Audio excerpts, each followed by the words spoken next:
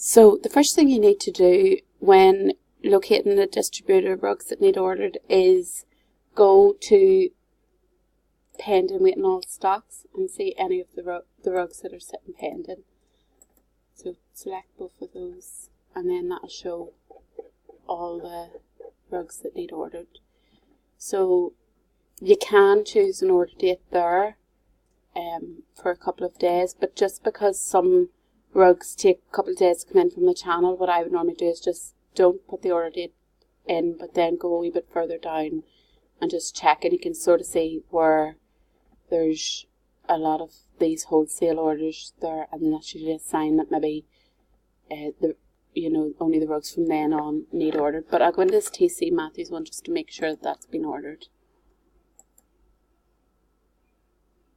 Yeah, so there it is.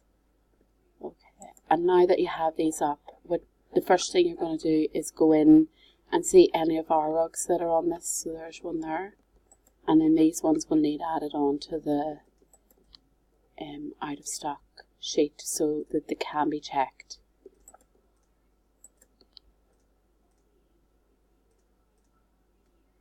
So go into this order here, and this is the name of the rug.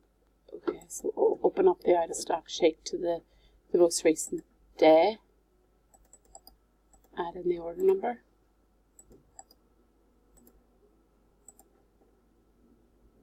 add in the rug,